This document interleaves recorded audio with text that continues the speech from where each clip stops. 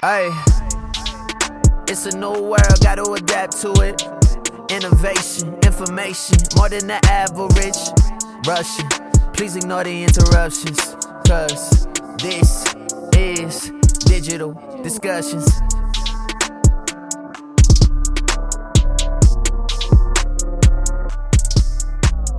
What's up, everybody? I'm here with my man, Myles Stepner. And Myles, you and I have been chopping it up for a little bit here because you dove in head first over the last, what seems like to me, 2 years. But apparently it's like a month or so on social that you're going hard. It's a month and 3 days. How is that even possible? I don't get that. And I guarantee a lot of people watching this are in the same boat as me where they're like, wait a minute, but I feel like I know Myles for a lot longer than a month and 3 days. So I would say that it's possible. Two things really drive it. The first thing is not everybody has the character that's natural for generating content. Some build that over the course of time. I told you in our last conversation, I've always been the first one to volunteer when they need a volunteer to come up on stage. I kind of seize that moment where everybody else is scared to be the one to show that, hey, you can just come into it, give it your all. And a lot of times you gain a lot of respect from your peers when you do stuff like that. For sure. So I think it's one, having a natural propensity for it. And two is what happens when you start doing it. Because when you start doing it, so much happens that you didn't realize was going to happen in terms of the engagement you get from others, the things that you learn, the ideas that come to mind. And it becomes, I don't want to say an addiction because, hey, we got work to do. We also got to get our work done. That's one of the things you start learning, and that I'm certainly learning now after a month, putting out content at a pretty torrid pace, is learn how it fits in the grand scheme of all your responsibilities. But it does drive a lot of motivation and determination to create once you get going. Yeah, it's interesting. So, when you say that you have the personality, you're cool, kind of being in an uncomfortable situation, right? Where you get a little butterflies when somebody turns the camera on, or you turn the camera on, or you're sitting next to somebody and interviewing them. You enjoy that, which, even though I'm sure you get butterflies the minute that you're about to hit that record button, especially initially, right? Absolutely. But over time, it's like a muscle. You work it out, and you're no longer getting sore. That's happened for me, in a major way over the last 5 years, where now you put a camera in front of me, I don't even notice that it's there. And it wasn't that way at all when I started. It was very, I'm an outgoing person and I love people. So having conversations, that's very natural to me. But the camera, would change the dynamic, and you would and it's funny to actually watch people who don't do this when I'm with them and Brittany has the camera or I turn the camera on, whatever it is, they become a different person. It's right. It's funny. So let me ask you a couple of questions that I'm really curious about because we never dug into them. So first off, how long are you in commercial real estate? 8 years I've been in commercial real estate, and I've bounced around. And I started in retail leasing. From there, I went into investment sales for 5 years with a very powerful team at Avis & Young that transacted really throughout the state of Florida, but focused on the Tri-County area. And so I've learned participating in those two different areas and been a part of a lot of different conversations and interacted with a lot of different stakeholders, which is all part of the journey and even helps you in social. Those experiences give you confidence. So, but my heart was always in retail. We about this a little bit last time. I like the interaction with the operators, the business owners, and I like curating neighborhoods and building communities. Miami, as grand as the perception might be of oh, what a place it is. Honestly, in the last 10 years, we've evolved greatly. All of the neighborhoods have really started to mature and go into the next phase of their existence. So it makes retail leasing a very exciting space to be in South Florida. Yeah, for sure. I mean, and I've obviously been spending a lot of time. I always spend a lot of time in South Florida, but even more so during the pandemic because my kids were not as tied to school. So I was able to, to go up and down the coast. I drove to South Florida 3 times. You're everywhere. All over the place. And by the way, I cannot wait for the world to continue to start opening up because I'm used to traveling the whole country, at least once or twice a month. But I guess tell me a little bit about how you decided to pick up the camera and start, creating content, because again, I'm being dead serious when I tell you that I feel like I've seen your content I'm not even kidding. It seems to me like for the last year that I've been seeing you out on social. So when you tell me that it's been a month and 3 days, I just laugh because I love the question, what's the ROI of social? And you and I know each other, I think, for that entire month and 3 days at least, right? So, and I feel like we've fostered this relationship that seems longer than a month and 3 days also. No doubt. Right? It's crazy. So how'd you get started? Like, what's the why behind all of this? This is like my favorite question, man. Go for it. This is like my favorite question. And you and I talked about this. Yeah.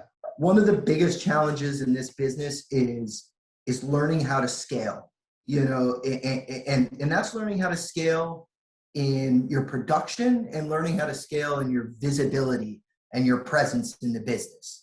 Because you got a bunch of dinosaurs that are sucking all the air out of the room all around you. We talked about this, and your experience at a shop that shall remain unnamed. And I've been in a few of those environments of my own.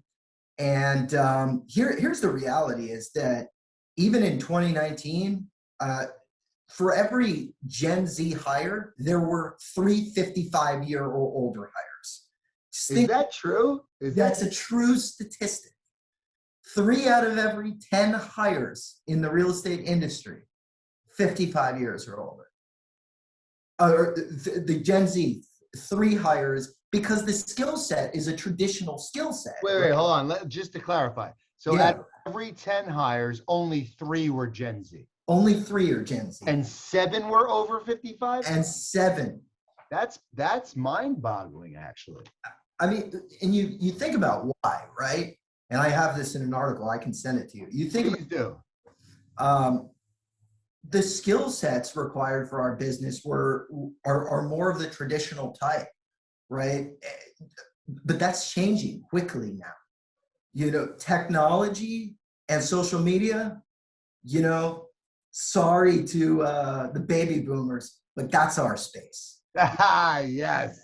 That's our space. That shit. By the way, I'm old, but I'm a what's younger than a millennial or a Gen Zer? Because I'm there. Something in between there. But who knows? I'm not saying that that if you're 55 or older, you can't adopt this space and learn how to compete. And I think a lot of the contemporary ways that are important, which is leveraging social, leveraging technology, we've seen it. There are a lot of guys that are really good, and girls at leveraging the platform. But for me, as a 30-year-old or 33, we'll use the example of a now and how I started focusing on social. It gives you an opportunity to scale your visibility. And what happens when you start producing content is it drives an amazing amount of interaction and engagement and integration your way.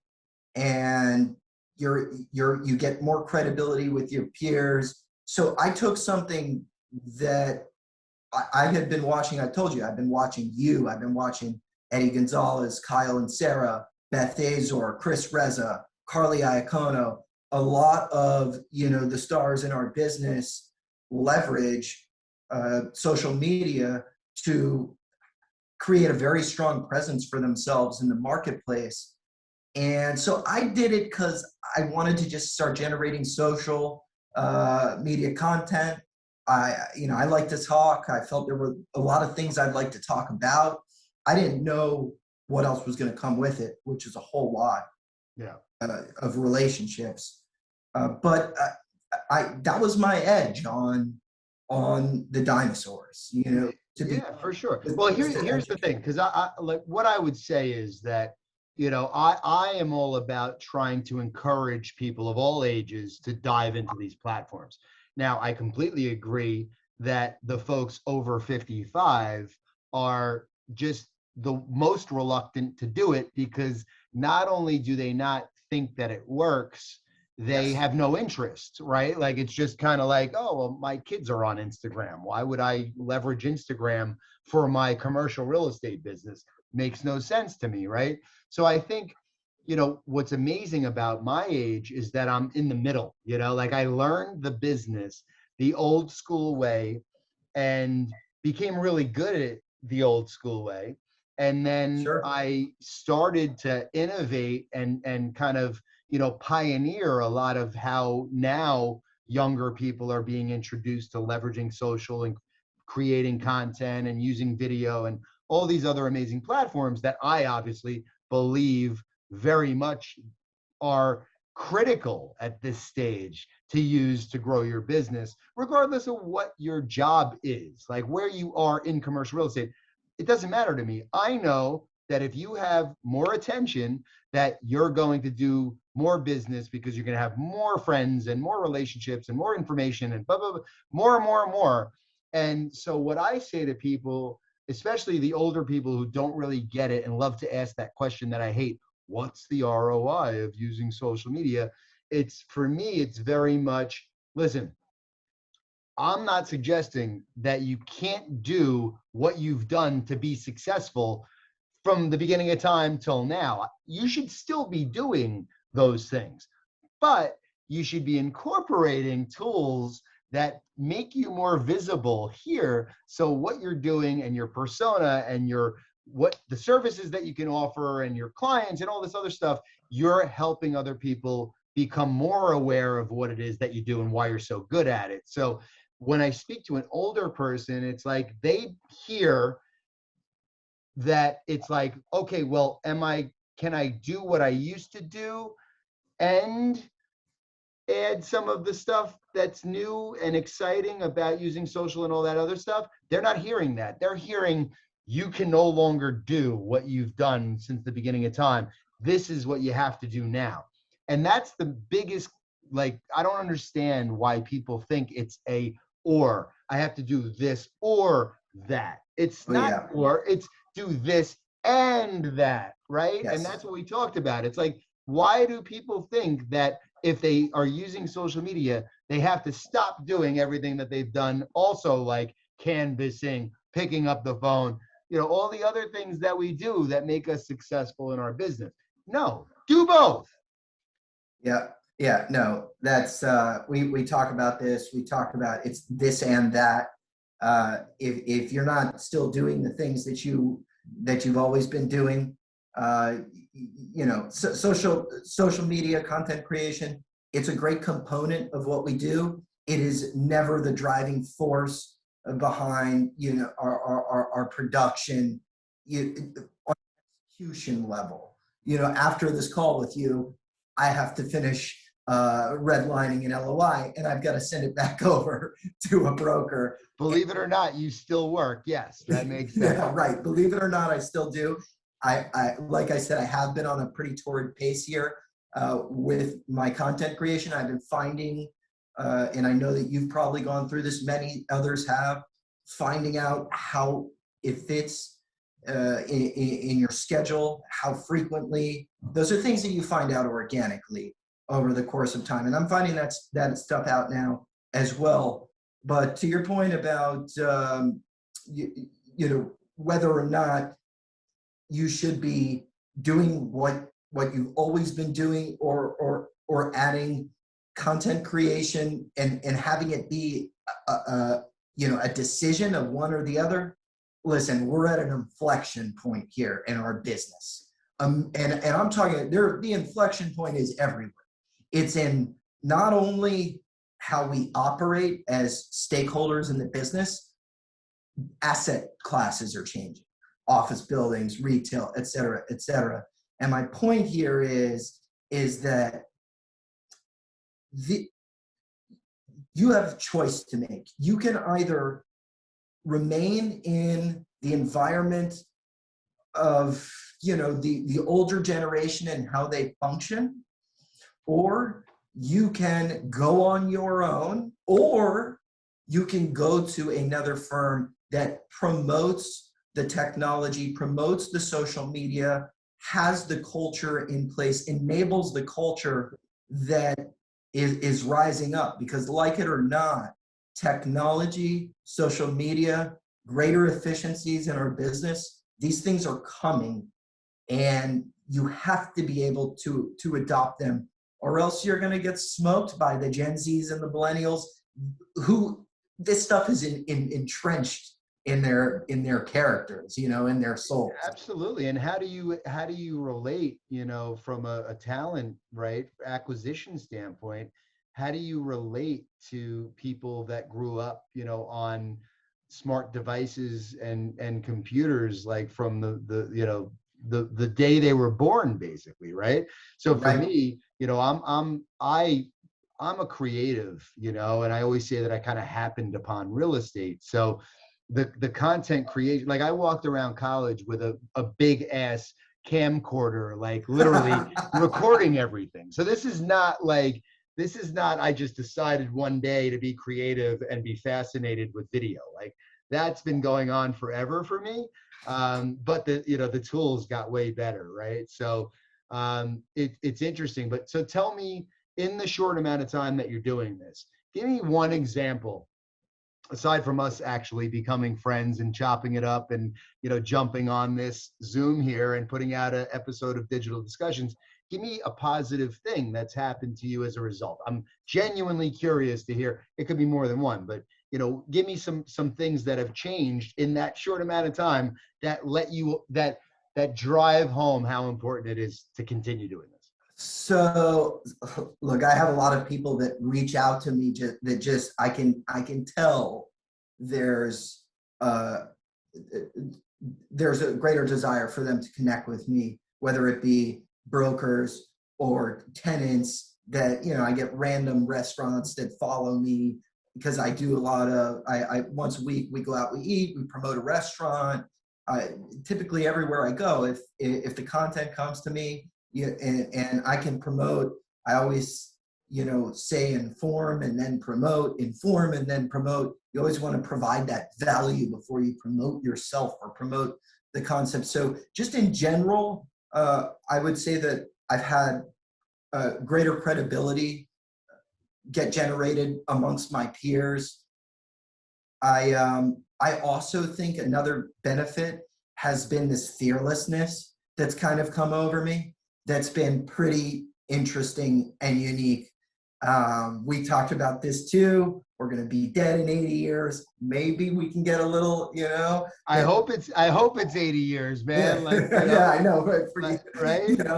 Who knows? I mean, that's obviously that's not the point. The point is we do have some kind of a finite amount of time on this earth, and we want to make an impact. That is what it's about. It's about making an impact.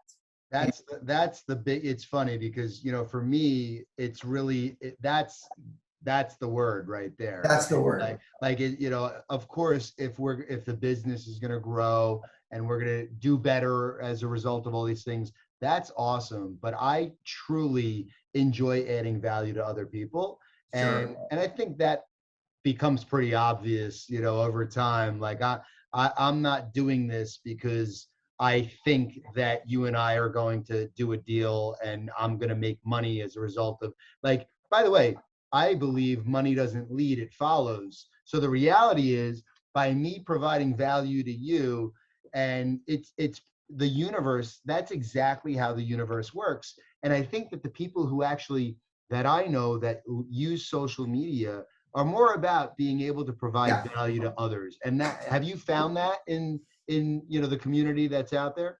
100%. I think another thing you had asked me, what are some ways that I feel like I've been impacted by this? The relationships, because once you start to put content out there, and when you're leading with value in a lot of your content, you start to get engagement from other professionals, and you basically get absorbed into a network of active content creators.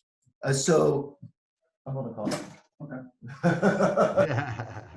You face the other way. Yeah, that's my partner. So you basically you basically get absorbed into this. We talked about the pool, Jason. Jump in the pool. It's warm in here, and everybody starts supporting each other, which feeds into this rise together kind of vibe that you get sucked into it. It's awesome too, because like when we communicate, like you say something positive and encouraging, like, and that's a vibe, right? And I wish that there were more people in the industry as a whole that wanted to see, other people win. And that's been the biggest, frustration for me over the last 20 years, especially being based in New York. Like for me, I say it loudly and proudly that there are so many assholes in the industry that are trying to keep down young people and make sure that their pocket is lined. And I always say the gutters in their house are all routed to their bank account, essentially, right? And I think, that mindset and mentality from the CEO, down at an organization is very different than a lot of, than how most organizations in our industry operate. And, I really want to keep this momentum going and keep this movement of helping people up and like lifting them up, so they could be better and win more, as opposed to like literally like, kicking them down, which is, how I view a lot of the other successful, experienced people in our industry. They're just kicking down the young people because they feel they live in this scarcity mindset that if this young person is successful, they're taken away from me, as opposed to there's enough for everybody. Let's all win. Come on in. The water's nice, right? I mean, that's the biggest difference. Yeah, I think that the older generation needs to be very careful with maintaining that mindset, because but you can't change that. You know what I mean? Like, yeah. I don't think there's any hope for a lot of the people that are, I don't think so either. I don't think so either. But technology is going to undercut them, and what you should do is, and I think that's another thing that content creation generates organically within you, is a collaborative mindset. The technology is revealing who all the tenants are, who all the buyers are, who all the sellers are, who all the lenders are, and that's the transparency of information is going to continue to grow. Right. So everybody's role is going to change as a result of that. That's right. And so I think with so much information, which is a great thing, also comes a lot of responsibility with understanding how to utilize that information to execute. So I think it's important for everyone to collaborate now that information is out in the open, because you're really going to lose that. You're really going to lose that ability to, siphon that information all to yourself. And so the best way to get to the result you want to get to is going to be, exchanging and sharing that information and collaborating and finding out, now that we have so much information, how, can Kyle and Sarah help me figure out, if there is a restaurant operator for this, or if it's not Kyle, maybe it's somebody else, or, whatever it is, you have to be able to find out how to pluck that piece of information that's going to help you execute, and deposit it in the right place. Yeah. I mean, I think, I'm curious to get your thoughts on this. I personally believe that the company that you work at as a broker doesn't matter anymore. And you and I spoke about this because I'm still trying to figure out who Eddie Gonzalez, what company he works for. And, I say that in jest. Of course, I do know what company he works for, but when I hear his name, I don't see the logo of a company. I see Eddie Gonzalez, the personal brand, who, wherever he goes and decides to hang his hat, whether it's at any company that, usual suspect company that we could name, or his own thing working for himself, I don't think it makes a difference anymore. No, it doesn't make a difference anymore. And I talked about this a little bit at the beginning. You have the option to go on your own. There's enough technology out there now. And with content creation, it really opens the Pandora's box of drawing collaborators to you. So you might not have a company, but you will certainly have the network and the community there to support you in your endeavors, especially when you're giving back to them as well. So if you are going to go to a company, you go to a company that is promoting and enabling the culture of the future in our business, or else you're really jeopardizing your ability to be your authentic self and pursue this business in the way that I think it should be pursued moving forward. You really need a culture that promotes technology. You need brokers who are there not to hold your hand, but definitely there to train you. That you can't be given a seat and told what to do as a Gen Z or a millennial. I think you need to have proper training in place. And I think a lot of the managers, at the firms, a lot of the managing, they need to start thinking about this stuff, putting in place the infrastructure that promotes technology. It trains in technology. It trains in content creation. It trains in, the various facets of our business that are going to be important moving forward. If you're not going to get that, it's not worth the trip through the door. You're just going to get slowed down. You're better off your time collaborating with individuals like you and others out there that are always, your door's always open for anybody. And you can find your relationships on your own. No, I agree with that, man. Tell me about the clubhouse. I love seeing that you've jumped on and you've created a space to continue these discussions, obviously. And I put actually tomorrow's chat in my calendar. I'm excited to jump in. So tell me about Clubhouse. What's been your experience and what are you doing on that platform? Clubhouse, something, I saw you guys doing your thing, and I really enjoyed, because you and I connected in a lot of ways through the Sabre programs that are put on Wednesdays, and I really like the casual nature of networking and connecting through Clubhouse. Typically, if you come on and you deliver some value in a Clubhouse room, everyone starts following you on Clubhouse. It's a very easy way to follow a lot of people and get to know people from across the country very quickly. Probably the easiest medium to do that in is to be on Clubhouse. Those are all active social media participants. So you're putting yourself in a world with people that are stakeholders in our business. They're likely thinking about technology. They're likely creating content. And so those are like-minded people. We talk about putting ourselves, in that network and how valuable that is. So I just wanted to get my own thing going. I read a lot of LinkedIn, and I think that we're in a very interesting time in our business. The driving force behind my Clubhouse room was millennials in real estate. Of course, we'll drift off that. Everybody's welcome. It doesn't matter how old you are, but I think it's more. Yeah, I think it's more about a mindset, right? Like the millennial mindset and how that is going to impact everything, and so I think it's valuable to everybody, which is great. Right. I think it was more so like, hey guys, let's protect each other from getting sucked into this culture, this dying culture, and let's all break down the barriers here and start talking so we can help each other to position ourselves to be effective going into the future. And so that was really the thought process behind creating the CRE Millennial Mastermind Club.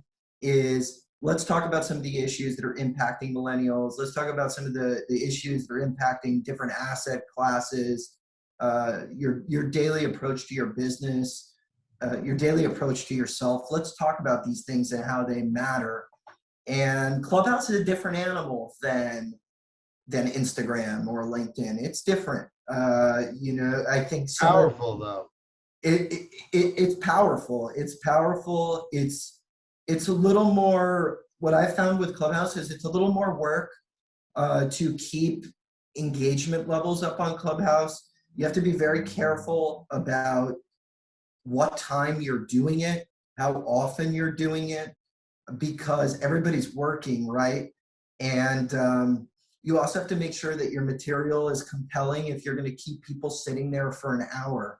So I'm evolving with regards to how do I do that. Yeah, I'm sure maybe you can opine on some of these things, and maybe you felt the same way. This week's show is a bonkers show. We've got 3 of the top brokers in South Florida that are millennials down here. I mean, true neighborhood builders that have taken neighborhoods that were tired, old, flex buildings or well located, but really no substance. My man, Jamie Sturgis. Jamie Shout out to Jamie. That's my boy. I mean, Jamie Sturgis is a legend, and I put that shit together last night, man. Love it, bro. I love it. It's funny because when you say that, I could speak on that a little bit. For me, it's like it's content creation to me. So, and Absolutely. also, we record everything and put it up on the Sabre audio experience. So for me, I honestly, like everything else I do, I don't care how many people are in the room, as long as there's people that we could have a great discussion with. I don't, so to me, it doesn't matter because ultimately I'm putting it out in the universe. It's going to live there forever. People are going to stumble upon it while they're working out, while they're whatever, driving. Great point. So for me, it becomes a podcast. But, I think that Clubhouse is a very approachable platform since it's audio only. A. Yes. I think B, it's bridging the gap from like LinkedIn to Instagram, right? Because you're only allowed to put up your Twitter and your Instagram handle. I spend a lot of time on Instagram, but most people in the industry do not. Instagram, so on and so forth. So Clubhouse came along, and all of a sudden I was like, oh, great. I could finally push people to my Instagram, and there's purpose to it. And I do a lot more than commercial real estate. So for me, I have a digital marketing agency, all different things. So for me, like the Instagram has been a catch-all for many of the things I'm involved in. But it's nice to see commercial real estate, now starting to get more entrenched on that platform. Let me ask you a quick question since we're going to wind this down here. Sure. Tell me about the weekly recap, because I absolutely loved that. Oh man, what a great way to put everything together with your style. I think it's great. Yeah, I love the weekly recap, and that's something that came to me, I think, middle of last week or beginning of last week. I think that LinkedIn is the single best resource to capture a full picture of everything that is going on in your business, maybe even in your particular niche. There are a lot of good media publications out there, Chain Storage, Adweek, South Florida Business Journal, Wall Street Journal, but it all aggregates into LinkedIn in your peers' post and the engagement there. So I see some fascinating things during the week land on LinkedIn. I try and read LinkedIn at least 45 minutes in the morning and maybe 30 minutes a night before I go to sleep. I just try and scroll through the stories. There's no way you can catch them all with how, if we're making social media content on Instagram, if we're doing Clubhouse shows, if we're, also trying to read LinkedIn. You're not going to be able to do it all right. So a lot of people miss these stories. And this is a very important time. Every time it's a very important time in our business and in our lives. You know, things are always changing. But truly, this is a very important time in our business. When there are Chick-fil-A delivery robots running around, and cities that used to be home to a couple farmhouses are now they're buying up plots of land to develop huge mixed-use projects just because they're near mountains and rivers, and you know, the outdoor life is good. If that's not, you know, an acceleration caused by the pandemic and something that'll stick, you know, I don't know what is. And it's really fun for me, I learn a lot putting together that content. And I think, again, delivering value to your network, that's a really enjoyable thing for me to do. And that's really, you know, the premise behind the LinkedIn Look Back the Week. I got to figure out how to continue to make all this stuff work and be better at my business and, you know, and be irreplaceable and provide value to my partners here. So, you know, these things might come back into some kind of a balance. I don't know how they're going to land. I'm going to try and do it all every week. Right now, I'm also doing my own editing, which is nuts. You cannot do that. I'm interviewing a couple people in the next few weeks. There's no way. I would say if you can focus on the content and have others help you put together, especially your video, that will take a big load off. But it's been cool learning how to edit. Oh, for sure. I mean, I think it's a great skill to have regardless. So, you know, if you're in a pinch, even if you do have somebody who helps you with that stuff, you're not at their mercy. So you can still put out content on top of on top of the rest of the stuff. But last thoughts here, man. Where's this industry going? Where's retail going? Where are we going? Like, how is obviously, I mean, the pandemic shuffled the deck a little bit. I think there's you know, way too much that's changed and accelerated as a result to get in one little you know, 30-second response to that question. But what are your thoughts? What are you excited about? I'm excited about technology. I'm excited about increasing efficiencies within retail and in other industries.